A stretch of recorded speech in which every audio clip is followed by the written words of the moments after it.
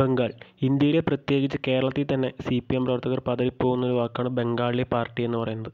2011 നിയമസഭാ ഇലക്ഷൻ മുതൽ തുടങ്ങി CPMന്റെ ബംഗാളിലെ കഷ്ടകാലം. അതിനുശേഷം നടന്ന ഒരു തിരഞ്ഞെടുപ്പിലും പാർട്ടി പച്ച തൊട്ടിട്ടില്ല. എന്നാൽ കുറച്ച് മാസങ്ങളായി കുറച്ച് നല്ല വാർത്തകളാണ് ബംഗാളിൽ നിന്ന് ഇടതുപക്ഷ പ്രവർത്തകർക്ക് വരുന്നത്. ജനുവരിയിൽ കൊൽക്കത്ത ബ്രിഗേഡ് ഗ്രൗണ്ടിൽ നടന്ന DYFIയുടെ ഇൻസാഫ് റാലിയിൽ പങ്കെടുത്ത പതിനായിരങ്ങളാണ്. ആയിരക്കണക്കിന് കിലോമീറ്ററുകൾ സഞ്ചരിച്ച ജാഥയുടെ ഉജ്ജ്വലമായ സമാപനം. ഇതൊരു 2020 അല്ല, ടെസ്റ്റ് മാച്ചാണ്.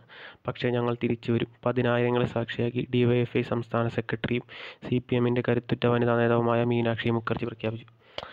അതെ, ഒരു കൂട്ടം യുവാക്കളുടെ ചിറകിലാണ് ബംഗാളിലെ CPM ഇപ്പോൾ മുന്നേറുന്നത്. കഴിഞ്ഞ പഞ്ചായത്ത് തിരഞ്ഞെടുപ്പിലുണ്ടായ മുന്നേറ്റം ചെറുതാണ് എങ്കിൽ പോലും ഇടതുപക്ഷ കേന്ദ്രങ്ങൾക്ക് ആവേശം പകരുന്നതായിരുന്നു. 14% വോട്ടാണ് ഇടതുപക്ഷം നേടിയത്. സഖ്യകക്ഷിയായ കോൺഗ്രസ് 7% വോട്ടും. 2021 നിയമസഭാ തിരഞ്ഞെടുപ്പിൽ വെറും 4%ആയിരുന്നു CPM വോട്ട്.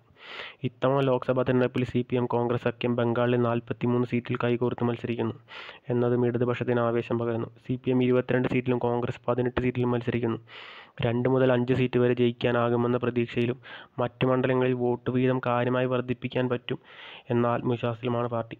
CPMലെ യുവ സ്ഥാനാർത്ഥികളുടെ പ്രകടനവും ശ്രദ്ധേയമാണ്. സോഷ്യൽ മീഡിയയിലുള്ള സാന്നിധ്യം വർദ്ധിപ്പിക്കാൻ ഇടതുപക്ഷത്തിന് നല്ല രീതിയിൽ സാധിക്കുന്നുണ്ട്.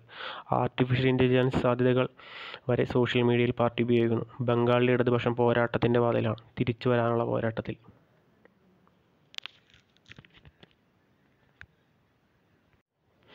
ബംഗാൾ ഇന്ത്യയിലെ പ്രത്യേകിച്ച് കേരളത്തിൽ തന്നെ